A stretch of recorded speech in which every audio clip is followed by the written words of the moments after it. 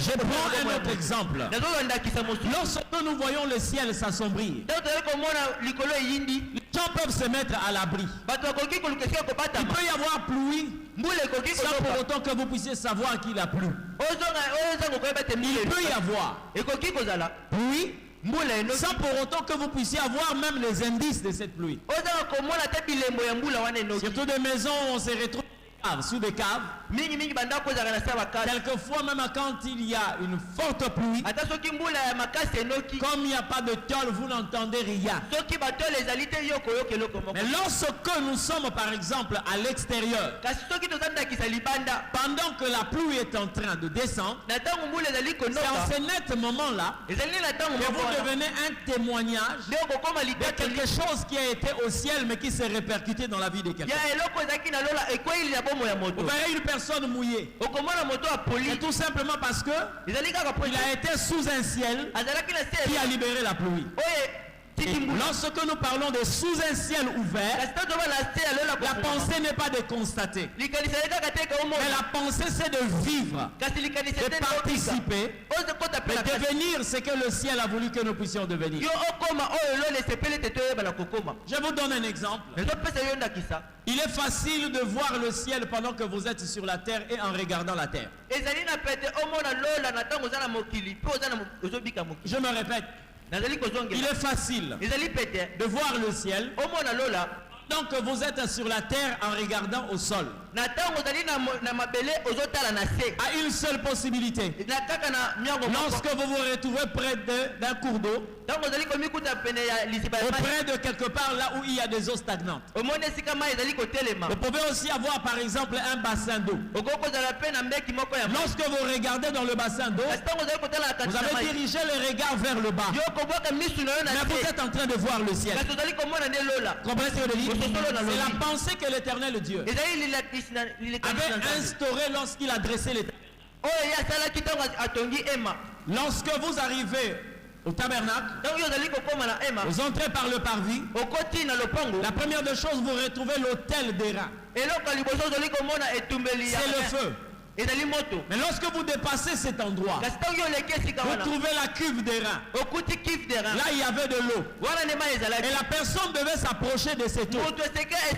Lorsque vous vous approchez, même s'il fallait se purifier, mais Dieu vous donne l'occasion de voir le ciel pendant que vous êtes en train de regarder la terre. C'est pas par rapport à cette image que Jacob avait dit.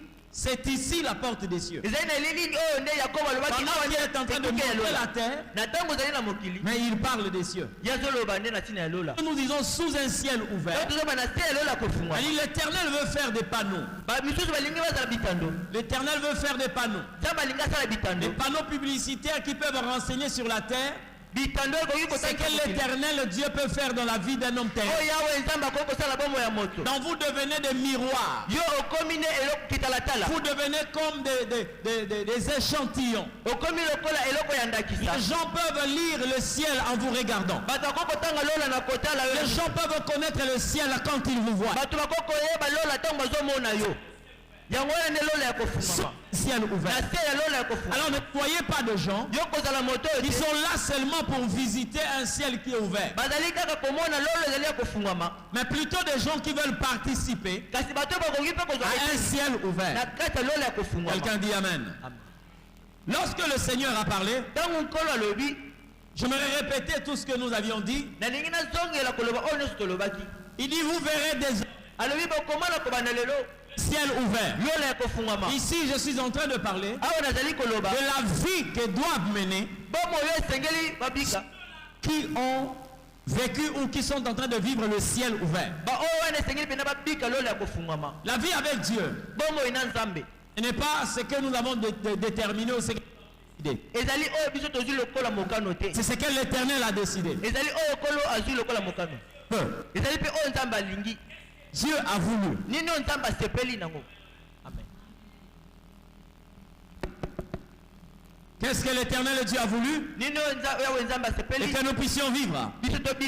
J'aimerais dire ici, la vie que nous sommes en train de mener, c'est une vie qui tout le monde a regardé.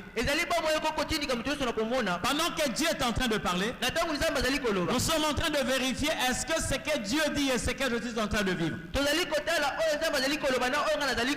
Parce que lorsque ma vie ne correspond pas à ce que Dieu est en train de dire, alors Dieu n'est pas un menteur. Et quelle est la situation qui veut faire de Dieu qui m'a appelé un menteur? Là où Dieu parle de la vie manifestée. Alléluia. On suit les paroles du Seigneur. Il dit ceci. Vous verrez le ciel ouvert. J'ai parlé de cela long et large hier. Et les anges de Dieu monter et descendre. J'aimerais parler aujourd'hui de ces faits. Je commence d'abord par parler de comment est-ce que le Seigneur dit quand le ciel sera ouvert, vous verrez les anges de Dieu. Pourquoi Jésus a précisé les anges de Dieu? Parce que tout simplement nous avons plusieurs catégories d'anges. Nous avons des anges qui ceux-là qui ont été emportés par la révolte de Satan.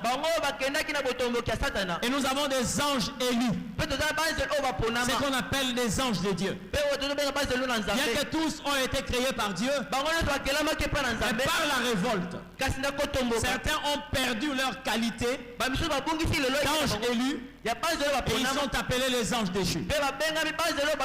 Lorsque le ciel est ouvert, je te parle des symptômes que tu dois retrouver dans ta vie, ce qui peut faire partir de tes prières, faire partir de tes réclamations et revendications. L'Éternel dit, vous verrez les anges de Dieu. Je ne suis pas en train de parler ici sur l'angéologie, mais je vous ouvre une parenthèse pour vous faire voir dans l'histoire de la Bible, les anges de Dieu ont eu à jouer un rôle positif dans la vie de tous ceux-là que Dieu a appelés. Parce que ceux qui sont déchus ont une mission contraire, telle que le déclare la Bible, par rapport à leur chef, qui est le diable Satan. Jean chapitre 10 verset 10, la Bible dit qu'ils ne sont là que pour voler, égorger, détruire. Or les anges élus travaillent dans la même mission, plutôt travaillent pour la même mission que le Christ. C'est-à-dire lorsqu'on est sous un ciel ouvert, on ne verrait pas quelqu'un qui viendra pour vous détruire, pour vous voler, pour vous égorger et réussir cette mission. Parce que l'Éternel a mis à votre disposition rien que des anges élus. Lorsque vous regardez dans la Bible, vous allez voir le travail de ces anges. Depuis l'époque où l'humanité a été créée, même quand l'homme avait perdu sa nature céleste ou sa nature sainte, Adam a péché. Les anges de Dieu ont agi positivement. Comprenez ce que je dis? La Bible dit, l'Éternel plaça des chérubins à l'entrée de l'Éden pour empêcher l'homme de rentrer dans le jardin. Alléluia. Est-ce que c'est un mauvais, une mauvaise mission ou une bonne mission? Certains peuvent vous dire que non. Si l'homme a perdu le bonheur, c'est tout simplement parce que les anges ont été placés sur le chemin d'Éden pour empêcher l'homme de revenir vers le bonheur qu'il avait perdu. Ces anges-là n'avaient rien de mal contre l'homme. Vous comprenez ce que je dis? Ces anges-là n'avaient rien de mauvais. Ils ont été placés là pour jouer une bonne mission, accomplir un bon rôle. C'était quoi? Empêcher l'homme de rentrer vers le jardin. Parce que Dieu était en train de sécuriser l'arbre de vie. Il y avait la possibilité que si l'homme rentre dans le jardin, il pouvait prendre l'arbre de vie est resté éternellement corrompu. La pensée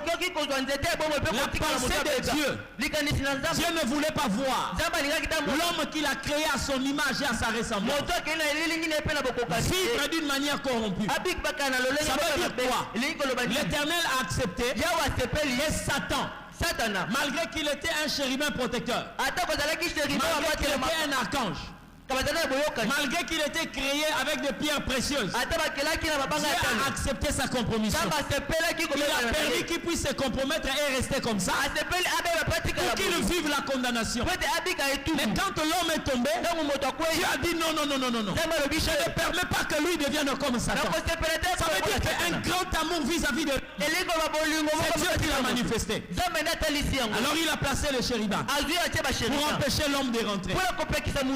Notre vérité, il est vrai. C'est lui qui a dit sortez. Il nous attendait quelque part là-bas. Le chérubin devait empêcher l'homme de revenir. Parce que quand Jésus va chasser l'homme du jardin, il va se présenter très loin là-bas pour dire à celui qui l'avait chassé, venez à moi. La même personne qui a fait quitter le jardin, il nous attendait là-bas quelque part. Parce qu'il devait encore nous recevoir. Alors le chérubin ont été placés pour dire à l'homme continue à avancer. Il y a le salut devant là-bas. Celui qui t'a chassé est en train de t'attendre là-bas. Ça veut dire que le Créateur est devenu un sauveur.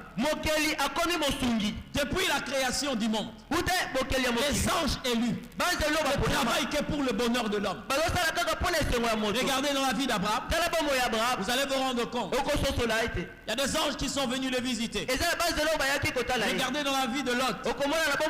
Des anges ont sorti Lot de Sodome et Gomorrhe. La Bible dit même lorsqu'il était incapable de sortir, sachant que la condamnation ou le châtiment était en train de venir à grande vitesse, les anges ont tenu et Lot, ses enfants et sa femme, on leur a sorti de la ville.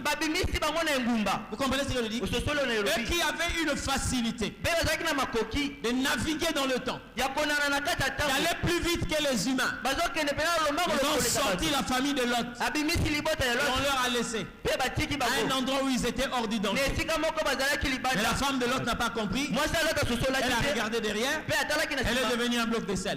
Regardez dans la vie, vous allez vous rendre compte même dans la vie de Joseph. Les anges ont joué un rôle, mais toujours un rôle positif. La personne qui frères sont allés comme ça, ce n'était pas un homme ordinaire,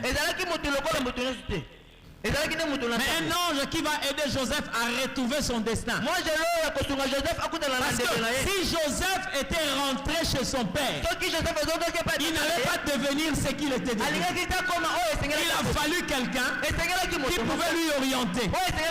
C'est qu'on pouvait qualifier un mauvais chemin. C'est que Joseph ignorant pouvait dire que c'est un malheur. C'était le bonheur de sa vie. Joseph on n'allait pas parler de Joseph tel qu'on a parlé de Joseph. Il a fallu que quelqu'un lui montre le chemin. Lui qui pouvait être épargné, il devait devenir une victime. Mais cette victimisation, c'était pour qu'il devienne le premier ministre en Égypte. C'est lui qui a joué ce rôle. C'est un ange de l'Éternel. Alléluia. Regardez la vie de Balaam. Vous allez vous rendre compte. À chaque instant quand les anges apparaissent, c'est pour nous conduire vers un chemin qui nous donne la vie. Quand Jésus dit, vous verrez désormais les anges de Dieu. Ça veut dire que nous mettons de côté tous les anges corrompus. Nous mettons de côté tous les anges déchus. Beaucoup de personnes ont été égarées par les anges déchus. Regardez la vie de Judas.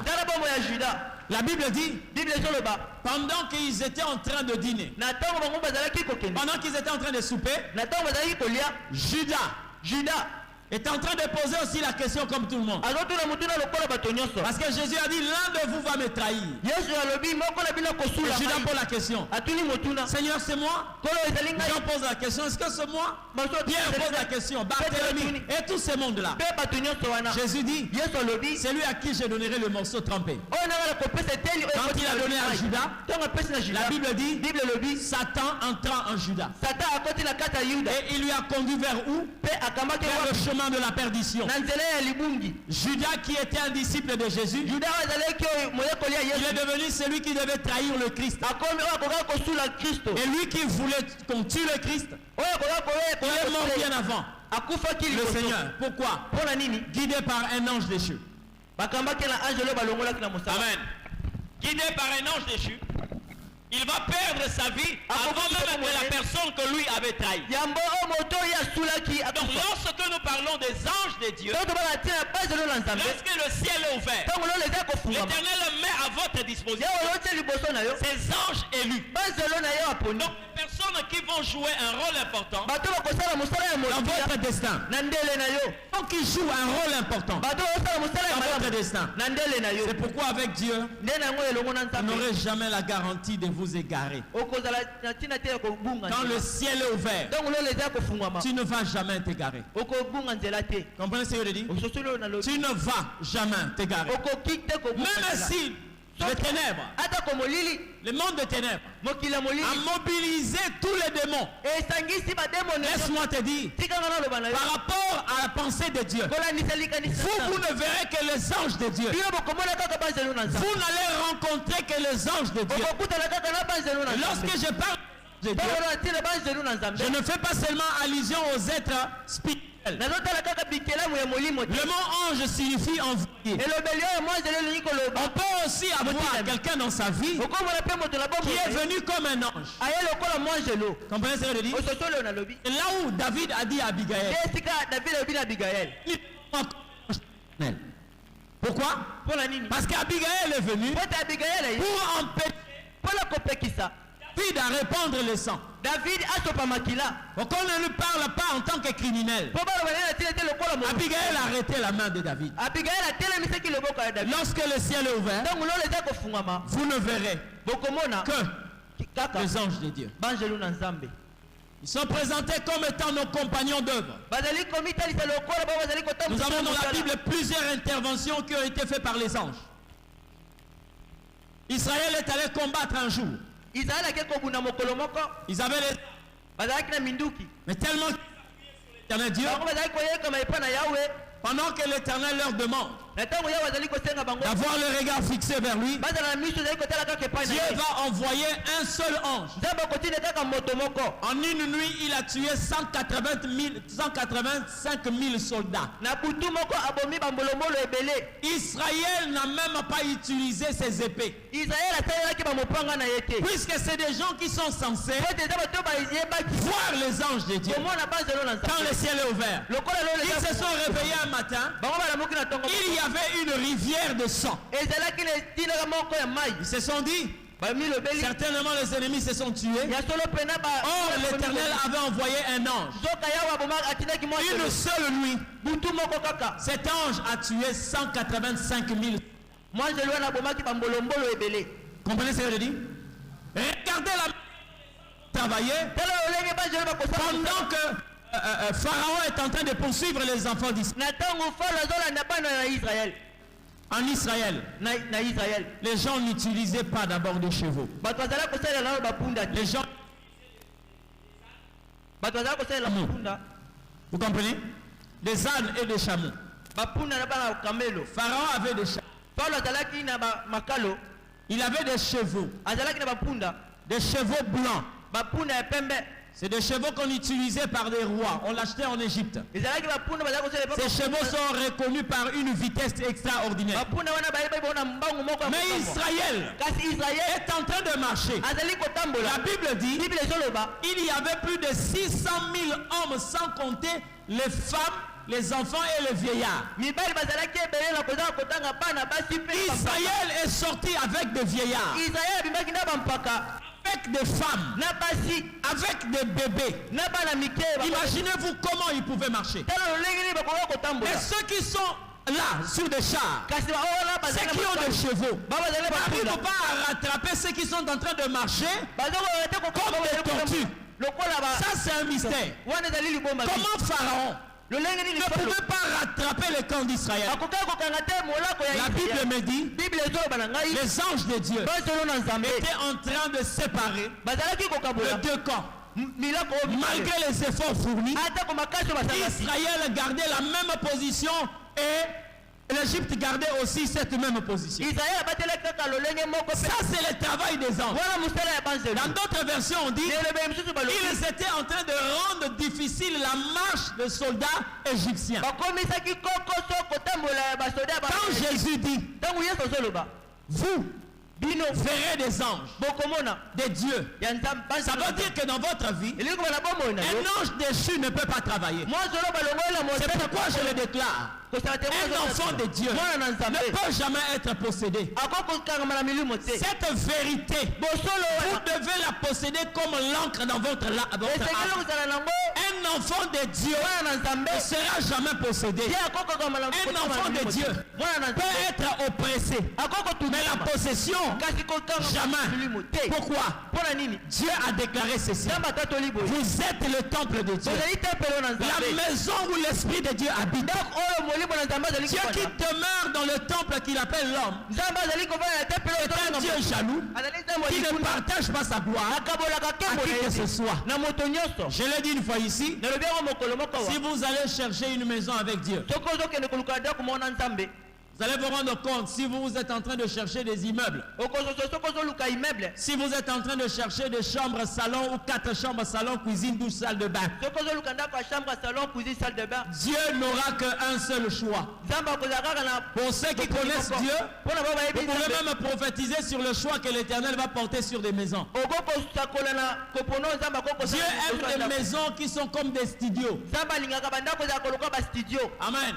Lorsque vous cherchez des 4 chambres, salon, cuisine, salle de bain, l'Éternel ne cherche que des studios. Parce qu'il est un Dieu tellement jaloux qu'il veut contrôler les 4 coins de là où il est. Dieu ne peut pas demeurer dans une maison où il est resté au salon. Lui, il demeure là où il va contrôler les 4 coins. Vous comprenez ce que je dis? C'est pourquoi dans la vie d'un enfant de Dieu, on ne peut jamais parler d'une possession. Je ne suis pas contre la délivrance. Mais de quelle délivrance on est en train de parler? De celui qui a reçu Jésus dans sa vie? Non, non, non, non. Non. Non. Non, non. Alléluia. Non. On ne peut pas trouver Dieu mais le diable quelque part. L'oppression, je dis oui. Mais la possession, non. Vous verrez les anges de Dieu. Je vais parler de quelque chose. Quand Jésus poursuit dans cette phrase, ça ce sont les symptômes de ceux qui vivent sous un ciel ouvert. Avant que je ne continue, et que tu fasses cette déclaration, je ne verrai que les anges de Dieu. C'est-à-dire dans ta vie de couple, Dieu ne t'enverra qu'une femme qui sera comme ange.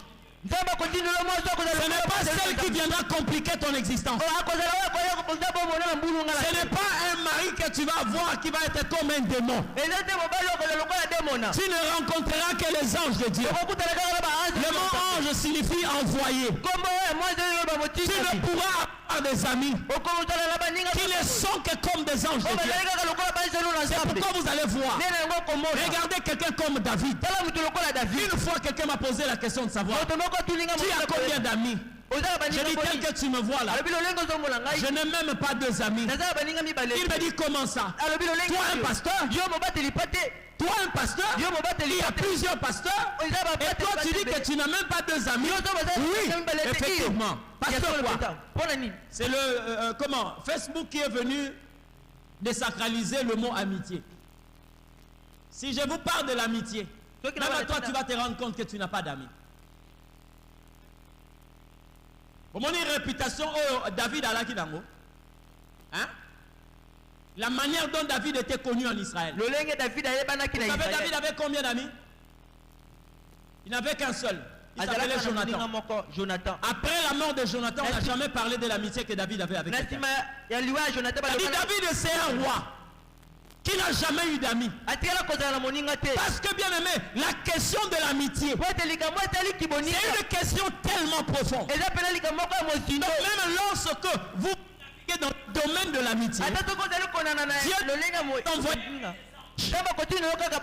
j'ai beaucoup de connaissances, mais j'ai moins de 2 amis, tels que vous me voyez là. Alléluia. Même dans les relations, Dieu ne t'enverra que 2 anges. Dans le domaine spirituel, il ne t'enverra que ses anges à lui. Ils seront là pour te montrer réellement que tu es sous un ciel ouvert. Alléluia. N'accepte pas n'importe quoi. La trahison montre la suffisance. Qu'il peut quelque chose qui ne cloche pas avec le ciel ouvert. Vous allez vous rendre compte de ceci. Jésus n'a jamais été ami de Judas. Vous comprenez ce que je dis? Parce que la Bible dit, Judas se mettait à peine de ceux qui souffraient, parce que, non parce qu'il était à peine, parce qu'il était un voleur. C'est pas moi qui le dis, c'est la Bible qui le dit. Judas s'est tracassé. Il s'est lamenté. Pourquoi on a répandu ses parfums sur le Christ? Est-ce que si tu es ami de Jésus, est-ce que tu peux regretter du fait qu'on a versé quelque chose de valeur sur un ami? Non,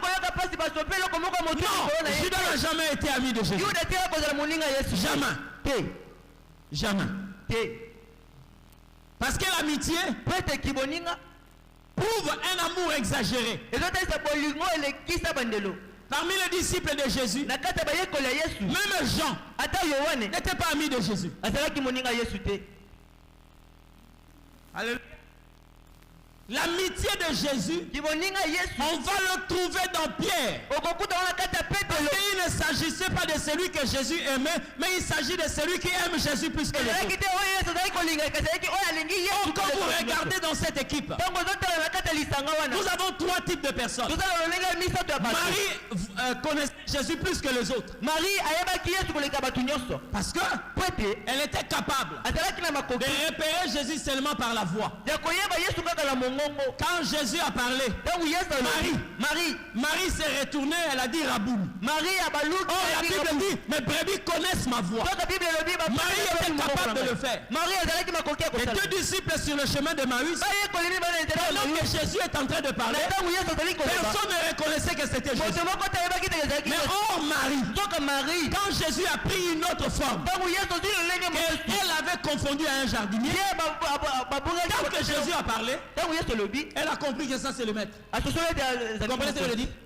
Dans l'équipe de Jésus, Marie fait partie de ceux qui connaissent Jésus plus que les autres. Jean est celui que Jésus aimait plus que les autres. Mais lorsque nous arrivons à Pierre, Pierre est celui qui aimait Jésus plus que les autres. Parce que Jésus lui a posé la question de savoir, m'aimes-tu plus que tout cela? Pierre a dit oui. Jésus ne lui a pas dit c'est faux. Il lui dit, paie mes brebis et paie mes agneaux. Alléluia. Même dans des relations, Dieu ne t'enverra que des anges. Et vous allez vous rendre compte, malgré toutes les caprices, malgré tout ce qu'on peut incriminer Pierre, c'était un ange de Dieu. Alléluia. C'était un ange de Dieu. Pierre était un ange de Dieu. C'est vrai, bien-aimé. Nous pouvons le condamner pour ce qu'il était en train de faire. C'est normal. Mais vous savez, pour que la Bible puisse avoir sa forme exacte, il fallait que Pierre soit là. Parce que Pierre est un disciple qui est entré là où tout le monde devait reculer. Si vous voulez connaître ce qui s'est passé à la cour de la prison, là j'en étais pas. Alléluia. Jean que Jésus aimait plus Quand on est venu arrêter Jésus, Jean a fui. Barthélemy a fui. Tout le monde avait pris la route de prophète. Mais Pierre s'est levé. Il a suivi Jésus. Malgré qu'il avait, il y avait des gens qui étaient en train de dire tout ce qu'ils pouvaient dire sur le Christ. Il s'est retrouvé là. Amen. Toi aussi tu parles comme lui. Il dit je ne le connais pas. C'est là où nous condamnons Pierre. Toi aussi tu es avec eux. Oh non, qu'est-ce que tu dis là? C'est là où nous condamnons Pierre. Mais toute cette scène qui s'est passée dans la cour de la prison, si Jean veut écrire ça, il va se rabattre auprès de qui? Et il ira vers Pierre. Si Matthieu veut parler de ça, il va aller vers Pierre. Si Luc veut parler de ça, il ira vers Pierre. Alléluia. La scène a été complétée. Pierre. Alléluia. C'est un ami au Seigneur. Je vois encore quand Marie est allée dire qu'on a volé le corps du Seigneur. Pierre était plus âgé que Jean. Je vous parle d'abord de l'amitié pour que vous puissiez comprendre qui était cet homme. La Bible dit Pierre et Jean sont sortis. Ils couraient. Tellement que Jean était encore jeune, il a couru plus que Pierre. Pierre, avec le poids de l'âge, il est resté derrière. Mais quand ils sont arrivés à la tombe, Jean est resté dehors. Alléluia. Qui va accompagner le Christ dans la mort? Pendant que Jean reste dehors, Pierre entre à l'intérieur. Voilà un ami. Il est entré à l'intérieur. C'est lui qui a constaté les bandelettes. C'est lui qui a donné ce témoignage. Il a trouvé les bandelettes sur son corps à terre. Et ce qui était à la tête, plié et mis à part. Amen. Le ciel est ouvert. Dieu même dans vos relations, il vous enverra des anges. Parce que le diable a la pensée de vouloir égarer tout le monde. Mais que font les anges? Les anges de Dieu. Par rapport à ces contextes, Jésus dit ceci. Et les anges de Dieu monter et descendre. J'aimerais te dire, quelle est la vie que toi tu vas mener lorsque tu es sous un ciel ouvert? Ces anges-là montent et descendent. Pour quelle raison? Après le péché de l'homme, nous avons connu une opposition qui pouvait intercaler les choses. C'est-à-dire nous avons la terre, là où sont les hommes. Nous avons les cieux, là où règne Dieu. Mais nous avons l'espace, là où le diable a placé son trône. C'est là où vous entendez la Bible dire qu'il y a des dominations, des autorités, des principautés, ou dans vous allez comprendre leur activité. Lorsque Daniel est en train de prier, l'Éternel envoie l'ange Gabriel. Mais l'ange Gabriel, au lieu d'arriver là où était Daniel, il va être intercepté par le prince du royaume de Perse. C'est un démon. C'est un esprit mauvais qui s'est interposé entre le ciel et la terre. Vous comprenez ce que je dis? Maintenant, lorsque vous êtes sous un ciel ouvert, la Bible dit les anges montent et descendent. Ça veut dire qu'il n'y a personne qui peut le résister. Lorsque nous sommes sous un ciel ouvert, il n'y a pas d'opposition. Je suis découragé d'entendre même le pasteur de notre génération dire qu'il y a des démons qui peuvent arrêter les prières des enfants de Dieu. Ça n'a jamais existé. Parce que nous sommes sous un ciel ouvert.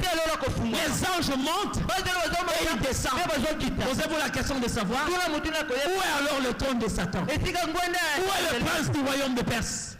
Lorsque les je monte et descends. Pourquoi il n'a pas bloqué cela?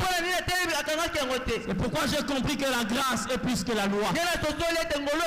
C'est là où j'ai compris que la grâce est plus merveilleuse que la loi. Nous sommes arrivés à une période où les anges de Dieu montent et descendent. Bien aimé, c'est toi qui dois être une barrière pour ta vie de prière, pour ta relation avec Dieu. Mais le diable n'a pas le pouvoir d'être une barrière entre toi et Dieu. Il n'a pas ce pouvoir-là. Alléluia. C'est pourquoi je dis ceci. Le diable peut s'opposer à tout le monde, mais il ne s'opposera jamais aux enfants de Dieu. Alléluia. Il ne s'opposera jamais.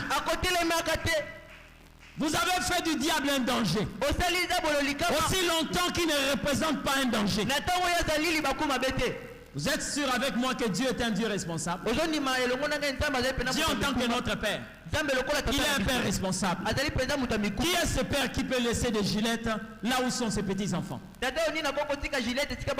vous pose la question. Quel est ce Père qui peut laisser ses enfants où il a vu un serpent? Quel est ce Père?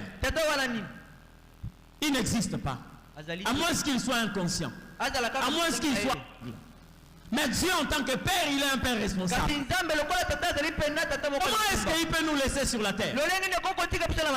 C'est que le diable, le serpent ancien, est en train de rôder. Pourquoi il peut nous laisser sur la terre? Comment il peut nous donner la nature de brebis aussi longtemps qu'il sait qu'il y a des loups? Je n'ai jamais vu une brebis combattre un loup. Parce que la brebis n'a de dents que pour brouter l'herbe.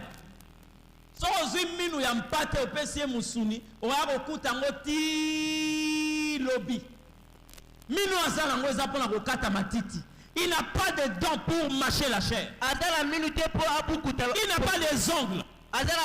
Mais il a des sabots.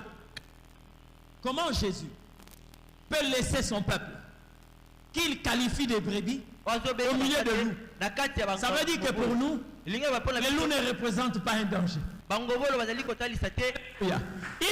représente pas un danger. Pourquoi? Tant qu'il y a le berger, le loup ne représentera jamais un danger pour les brebis. Et si le diable est un serpent, Dieu l'a laissé sur la terre, il sait qu'il ne peut rien sur ses enfants. Parce que la Bible dit, sa tête a été écrasée. Un seul endroit où le serpent peut mordre quelqu'un, c'est au niveau de la tête. Et quand sa tête a été écrasée, c'est fini. C'est pourquoi vous allez voir une génération de personnes qui sont capables de dire au diable, va boire les laits. Comprenez ce que je dis? Va boire les laits. Une fois, quand j'ai eu ma première fille,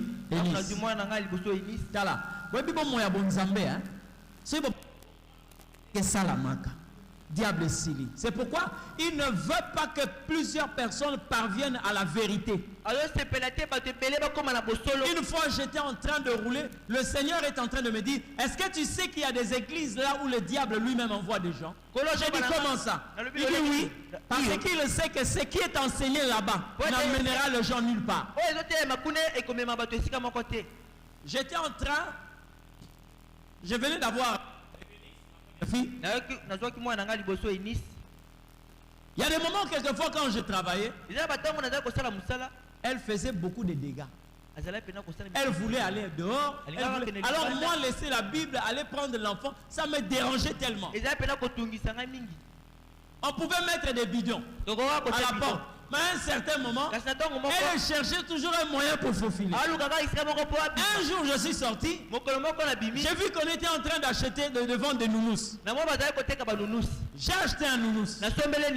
Dans la pensée, de lui offrir un cadeau. Quand j'ai amené le nounous, c'était, je crois, c'était encore quoi? Et ce nounous, c'était comme un dragon. Alors quand je lui ai amené, je lui ai donné le nounous. Elle a crié. Elle a commencé à pleurer. Et quand je me suis rapproché, elle a fui. J'ai dit merci Seigneur. Tobiki. Donc lorsque je vais travailler, je prends le nounou, je mets à la porte. Donc elle peut rester là dans la maison, mais elle ne peut jamais sortir. Donc c'était vraiment une révélation. Et laisse-moi te dire, un jour, pendant que moi j'étais au salon, j'ai voulu entrer dans la chambre. Je l'ai trouvé avec le nounous. Et elle est en train de me faire. Donc, vous comprenez? Alors, même si je pouvais faire semblant d'avoir peur, mais la chose avait été démasquée. Donc, c'était un regret de savoir qu'on a mené un autre travail. Elle a compris que ce n'était rien. Et maintenant, elle veut voir aussi. Quand je fais semblant de fuir, mais le nounous est entre ses mains. Ça veut dire que quand tu laisses à la porte, c'est comme ça que le diable devient dans la vie de certaines personnes. Il a terrorisé un nombre de gens. Mais lorsqu'on le comprend, que le Christ a écrasé la tête du serpent, ce que vous êtes en train de voir là, c'est que la conséquence des coups qu'il a reçus. Alors le peuple de Dieu commence à comprendre. Ah, il n'y a rien. Il n'y a rien. Comme certains disent, c'est l'homme qui a peur. Mais en réalité, il n'y a rien. Donc ceux qui sont sous un ciel ouvert, les anges de Dieu montent et descendent. Vous comprenez ce que je dis? Oh, comment ça? J'ai vu des personnes donner des requêtes ou encore des programmes. Non, tout ça, on a 21 jours à prière. C'est pas mauvais. 21 jours à prière. Pourquoi? On dit, selon la pensée que Dieu a Daniel. Oh, maintenant, mettez mon tatine Daniel à ça à 21 jours. Hein? Quand vous lisez la Bible, ce n'est pas Dieu qui a demandé à Daniel de faire 21 jours. Daniel a fait 21 jours parce qu'il n'a pas compris comment fonctionne Dieu. Oh non, mais ce qui a insisté à la prière, il fallait la difficile pour avoir réponse. Non. Laisse-moi te dire, lorsque une goutte de pluie quitte le ciel, sa destination finale, c'est la terre. La Bible dit la parole de Dieu est comme une pluie qui quitte le ciel, qui ne répare pas à Dieu sans avoir arrosé la terre. Il faut que ça arrive ici, puis ça rentre vers Dieu. Et puis, dites-moi un peu, où est le ciel de ma vie? Où est la terre de ma vie? Que le diable vienne s'interposer. Parce que là où je suis, c'est là où est aussi la terre. C'est là où est aussi le ciel.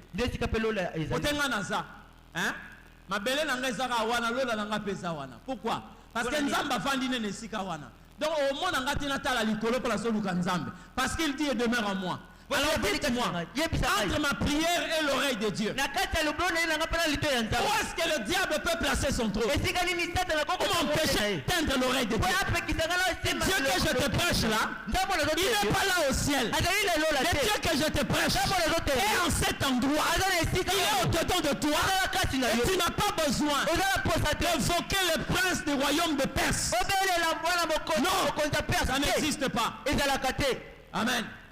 Quand le ciel est ouvert, les anges de Dieu montent et descendent. Ils montent et ils descendent.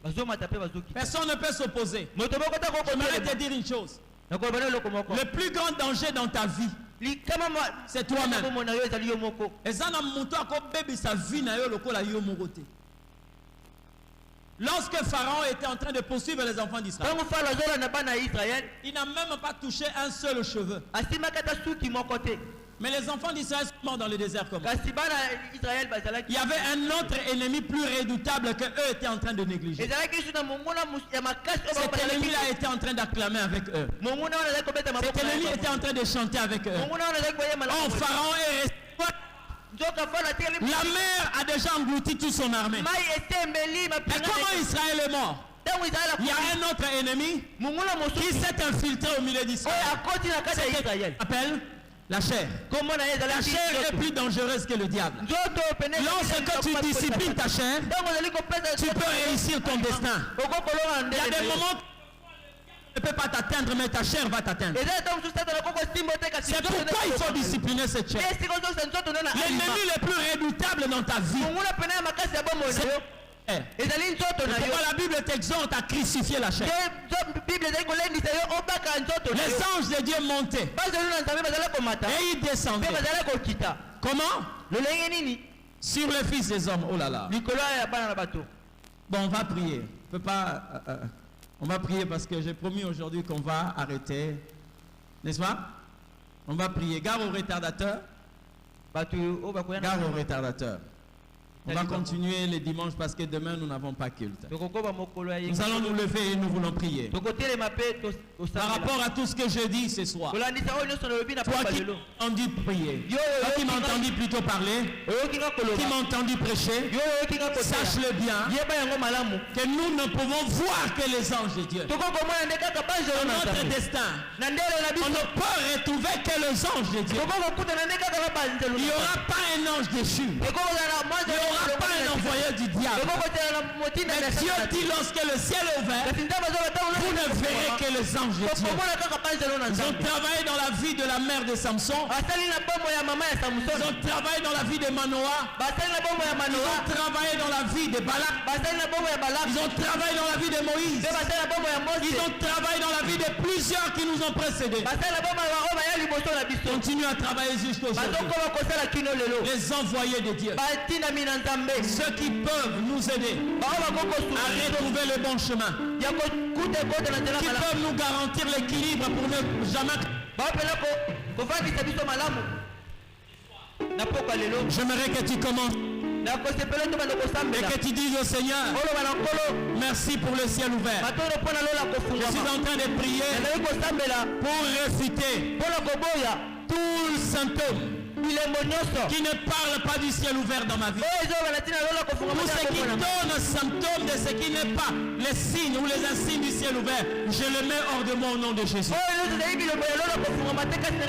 ta voix commence à prier. Et laisse ta voix commence à prier. Jésus. Alléluia. Alléluia. Monisanke mbona y'omukunzi. Obongina lokumu. Obongina kembo pene masanjoli mwenge pene. Nzambe asolonde yo. Tofukami liboso na yo.